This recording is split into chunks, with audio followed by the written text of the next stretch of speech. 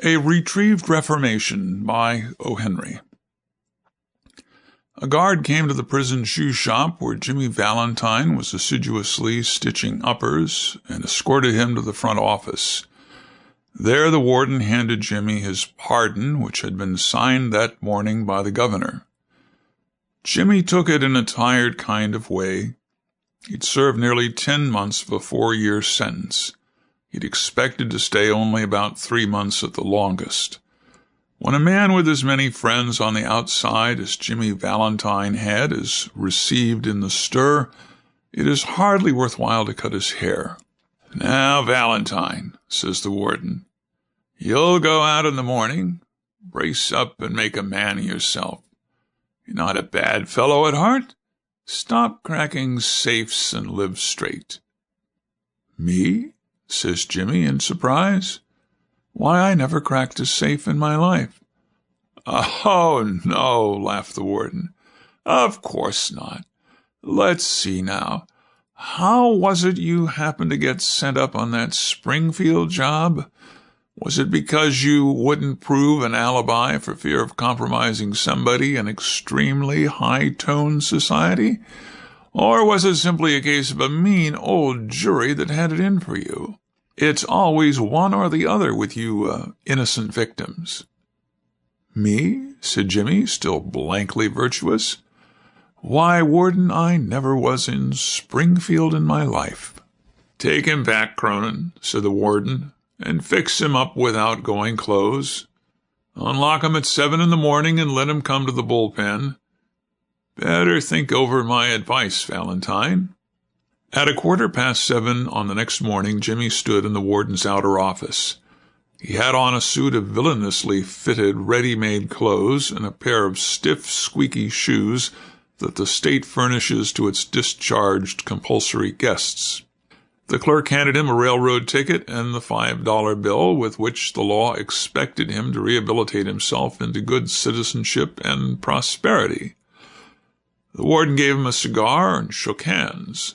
Valentine 9762 was chronicled on the books, pardoned by governor, and Mr. James Valentine walked out into the sunshine.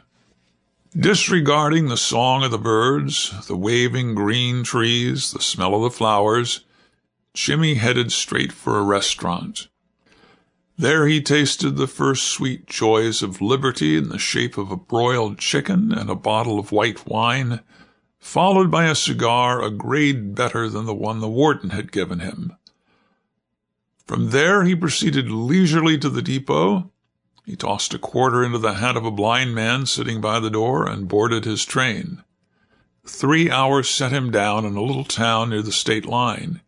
He went to the cafe of one Mike Dolan and shook hands with Mike, who was alone behind the bar. "Sorry we couldn't make it sooner, Jimmy, me boy," says Mike. "But we had that protest from Springfield to buck against, and the governor nearly balked. Feeling all right?" "Fine," says Jimmy. "Got my key?" He got his key and went upstairs, unlocking the door of a room at the rear. Everything was just as he'd left it. There on the floor was still Ben Price's collar button that had been torn from that eminent detective shirt band when they had overpowered Jimmy to arrest him. Pulling out from the wall a folded bed, Jimmy slid back a panel in the wall and dragged out a dust-covered suitcase. He opened this and gazed fondly at the finest set of burglar's tools in the East. It was a complete set, made of specially tempered steel, the latest designs in drills, punches, braces, and bits, jimmies, clamps, and augers, with 2 or 3 novelties invented by Jimmy himself, in which he took pride. Over $900 it cost him to have made at a place where they make such things for the profession. In half an hour, Jimmy went downstairs and through the cafe. He was now dressed in tasteful and well-fitting clothes and carried his dusted and clean suitcase in his hand. "Got anything on?" asked Mike Dolan genially. "Me?" says Jimmy in a puzzled tone. "I don't understand. I'm representing the New York Amalgamated Short Snap Biscuit Cracker and Frazzled Wheat Company." This statement delighted Mike to such an extent that Jimmy had to take a seltzer and milk on the spot. He never touched hard drinks. A week after the release of Valentine 9762, there was a neat job of safe burglary done in Richmond, Indiana, with no clue to the author. A scant $800 was all that was secured. 2 weeks after that, a patented, improved, burglar-proof safe in Logansport was opened like a cheese to the tune of $1,500, currency, securities, and silver untouched. That began to interest the rogue catchers. Then an old-fashioned bank safe in Jefferson City became active and threw out of its crater an eruption of banknotes amounting to $5,000. The losses were now high enough to bring the matter up into Ben Price's class of work. By comparing notes, a remarkable similarity in the methods of the burglaries was noticed. Ben Price investigated the scenes of the robberies and was heard to remark, "That's dandy Jim Valentine's autograph. He's resumed business. Look at that combination knob jerked out as easily as pulling up a radish in wet weather. He's got the only set of clamps that can do it. And look how clean those tumblers were punched out. Jimmy never has to drill but one hole. Yes, I guess I want Mr. Valentine. He'll do his bit next time without any short time or clemency foolishness." Ben Price knew Jimmy's habits. He had learned them while working up the Springfield case. Long jumps, quick getaways, no Confederates, and a taste for good society. These ways had helped Mr. Valentine to become noted as a successful dodger of retribution. It was given out that Ben Price had taken up the trail of the elusive cracksman, and other people with burglar-proof safes felt more at ease. One afternoon, Jimmy Valentine and his suitcase climbed out of the mail hack in Elmore, a little town 5 miles off the railroad down in the blackjack country of Arkansas. Jimmy, looking just like an athletic young senior just home from college, went down the board sidewalk toward the hotel. A young lady crossed the street, passed him at the corner, and entered a door over which was the sign, the Elmore Bank. Jimmy Valentine looked into her eyes, forgot where he was, and became another man. She lowered her eyes and colored slightly. Young men of Jimmy's style and looks were scarce in Elmore. Jimmy collared a boy that was loafing on the steps of the bank as if he were one of the stockholders and began to ask him questions about the town, feeding him dimes at intervals.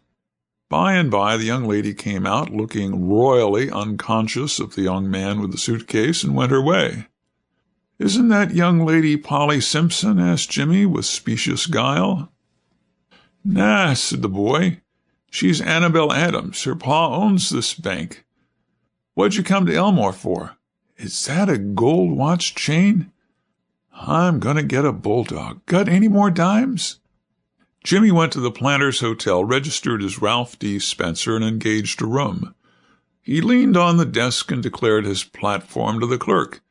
He said he'd come to Elmore to look for a location to go into business. How was the shoe business now in the town? He'd thought of the shoe business. Was there an opening? The clerk was impressed by the clothes and manner of Jimmy. He himself was something of a pattern of fashion in the thinly gilded youth of Elmore, but he now perceived his shortcomings.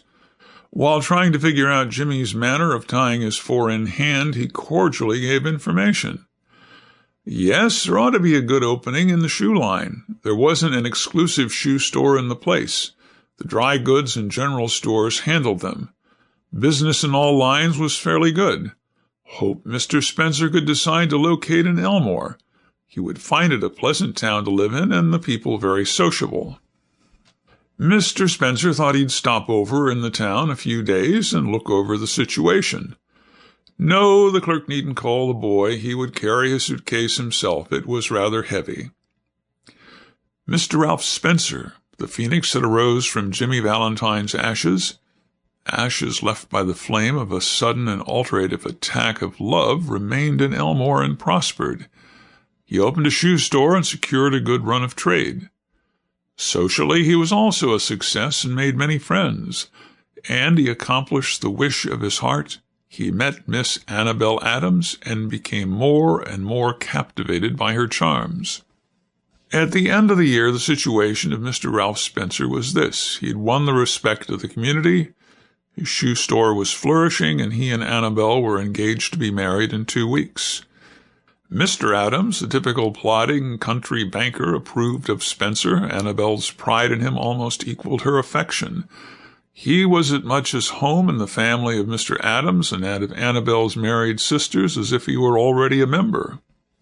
One day Jimmy sat in his room and wrote this letter, which he mailed to the safe address of one of his old friends in St. Louis.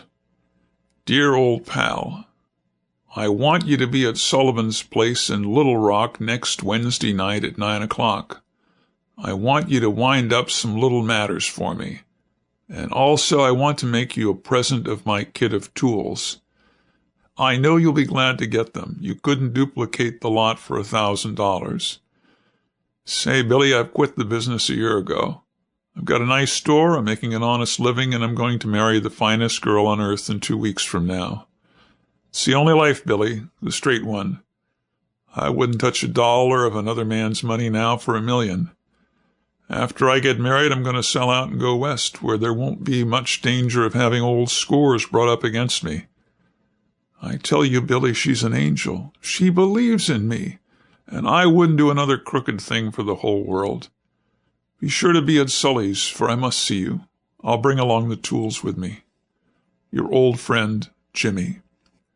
On the Monday night after Jimmy wrote this letter, Ben Price jogged unobtrusively into Elmore in a livery buggy. He lounged about town in his quiet way until he found out what he wanted to know. From the drugstore across the street from Spencer's shoe store, he got a good look at Ralph D. Spencer. Going to marry the banker's daughter, are you, Jimmy? Says Ben to himself softly. Well, I don't know. The next morning, Jimmy took breakfast at the Adamses. He was going to Little Rock that day to order his wedding suit and buy something nice for Annabel. That would be the first time he'd left town since he came to Elmore. It had been more than a year now since those last professional jobs, and he thought he could safely venture out. After breakfast, quite a family party went downtown together. Mr. Adams, Annabel, Jimmy, and Annabel's married sisters, with their 2 little girls aged 5 and 9. They came by the hotel where Jimmy still boarded, and he ran up to his room and brought along his suitcase. Then they went to the bank. There stood Jimmy's horse and buggy, and Dolph Gibson was going to drive him over to the railroad station. All went inside the high-carved oak railings into the banking room, Jimmy included, for Mr. Adams' future son-in-law was welcome anywhere.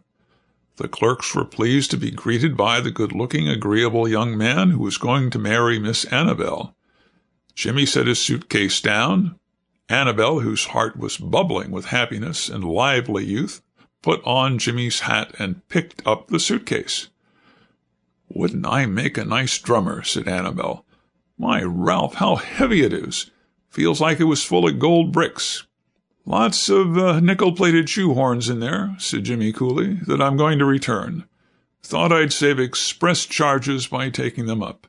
I'm getting awfully economical. The Elmore Bank had just put in a new safe and vault. Mr. Adams was very proud of it and insisted on an inspection by everyone. The vault was a small one, but it had a new patented door. It fastened with 3 solid steel bolts thrown simultaneously with a single handle and had a time lock. Mr. Adams beamingly explained its workings to Mr. Spencer, who showed a courteous but not too intelligent interest. The 2 children, Mary and Agatha, were delighted by the shining metal and the funny clock and knobs. While they were thus engaged, Ben Price sauntered in and leaned on his elbow, looking casually inside between the railings. He told the teller that he didn't want anything. He was just waiting for a man he knew. Suddenly there was a scream or two from the women and a commotion. Unperceived by the elders, May, the 9-year-old, in a spirit of play, had shut Agatha in the vault. She had then shot the bolts and turned the knob of the combination as she had seen Mr. Adams do. The old banker sprang to the handle and tugged at it for a moment. "The door can't be opened," he groaned. "The clock hasn't been wound, nor the combination set." Agatha's mother screamed again hysterically. "Hush," said Mr. Adams, raising his trembling hand. "All be quiet for a moment. Agatha," he called as loudly as he could, "listen to me." During the following silence they could just hear the faint sound of the child wildly shrieking in the dark vault in a panic of terror. "My precious darling," wailed the mother. "She'll die of fright. Open the door. Oh, break it open. Can't you men do something?"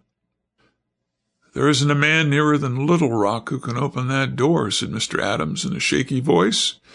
"My God, Spencer, what shall we do? That child, she can't stand it long in there. There isn't enough air, and besides, she'll go into convulsions from fright." Agatha's mother, frantic now, beat the door of the vault with her hands. Someone wildly suggested dynamite. Annabel turned to Jimmy, her large eyes full of anguish, but not yet despairing. To a woman, nothing seemed quite impossible to the powers of a man she worships. "Can't you do something, Ralph? Try, won't you?" He looked at her with a queer, soft smile on his lips and in his keen eyes. "Annabel," he said, "give me that rose you're wearing, will you?" Hardly believing she had heard him aright, she unpinned the bud from the bosom of her dress and placed it in his hand. Jimmy stuffed it into his vest pocket, threw off his coat, and pulled up his shirt sleeves. With that act, Ralph D. Spencer passed away, and Jimmy Valentine took his place. "Get away from the door, all of you," he commanded shortly. He set his suitcase on the table and opened it out flat. From that time on, he seemed to be unconscious of the presence of anyone else. He laid out the shining, queer implements swiftly and orderly, whistling softly to himself as he always did when at work. In a deep silence and immovable, the others watched him as if under a spell. In a minute, Jimmy's pet drill was biting smoothly into the steel door. In 10 minutes, breaking his own Bulgarious record, he threw back the bolts and opened the door. Agatha, almost collapsed but safe, was gathered into her mother's arms. Jimmy Valentine put on his coat and walked outside the railings towards the front door. As he went, he thought he heard a faraway voice that he once knew call Ralph, but he never hesitated. At the door, a big man stood somewhat in his way. "Hello, Ben," said Jimmy, still with his strange smile.